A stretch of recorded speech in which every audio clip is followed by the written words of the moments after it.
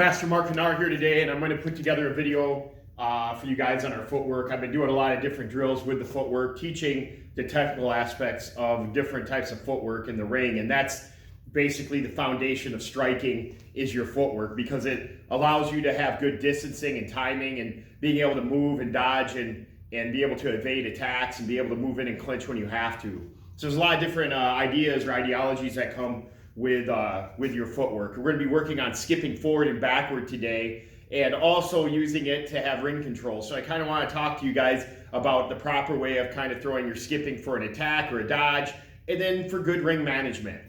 So I'm going to start sideways here, and I want to talk about my stance. And in the videos, I always talk about the stance because I don't know what video you watched and things like that. So when I stand in my stance, I always put my weight a little bit forward. And the reason why is it helps you to be more explosive. When you have less weight on your back leg, you can move forward quickly, like a runner on a block. If you watch sprinters at in an event like the Olympics, or even if you watch a high school event, everybody starts down low. Okay? It helps them be able to explode faster. And when you're a striker, you want to be able to close the distance, close the ground quickly in order to get your strikes to be effective.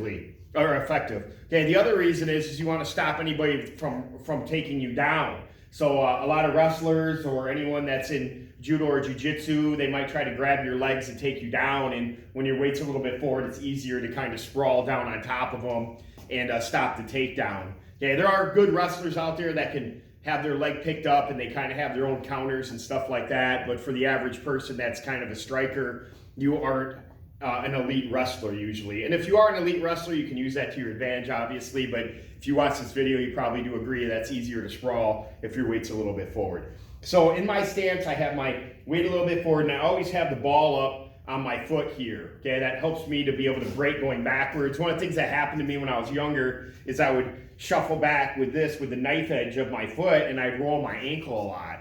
And then I'd be off for like a whole week. I couldn't really do anything. When you injure your ankle, you can't go running, you can't jump rope, can't do anything in your exercise for your cardio or anything like that. So I ran across a guy and he said, hey, you know, keep the ball of your foot up, especially when I did Shotokan for a long time.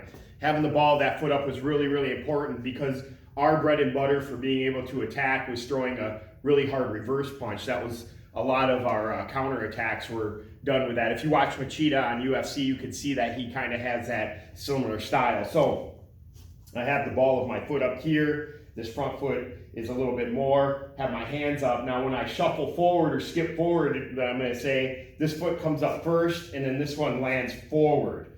Now when I go backwards, I do my front foot first, and then my back foot moves, okay? You don't want to have a little tiny movement before, because that's kind of telegraphing, showing people what you're going to do. So I'm shuffling here, my weight's forward, this foot moves here first, down motion here, I land, and then I come back with the other way. I stand the balls of my feet for less friction and also to be able to explode. So let's do the skipping coming forward here. Again, back foot moves first, motion here, I come down, and then front foot moves first, motion, and I come back. You want to drill those moves to be able to move backwards and forward, and you also want to know what your options are. When I skip, I'm skipping in a straight line.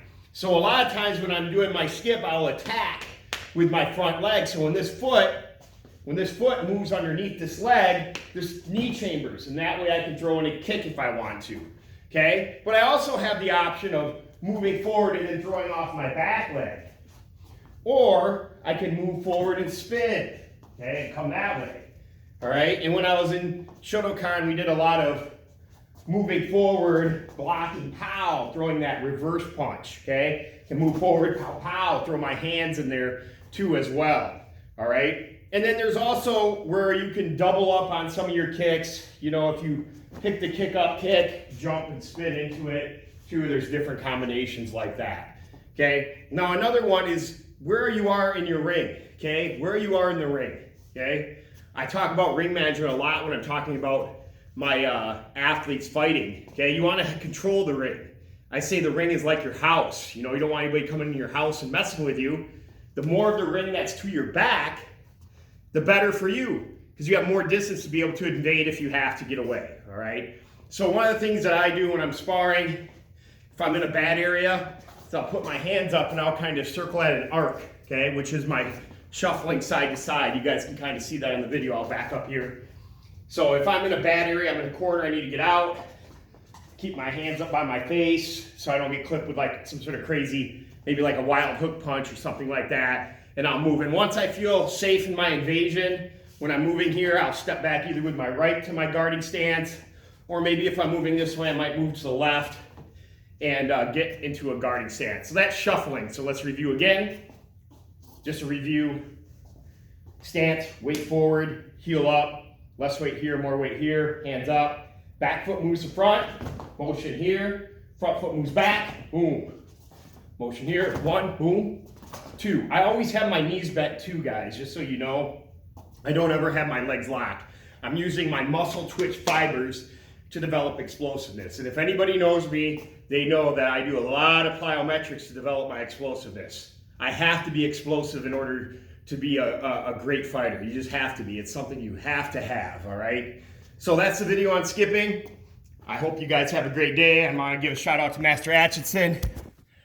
Him and I started together years ago in Kim's Karate. So I'll talk to you guys later. Bye.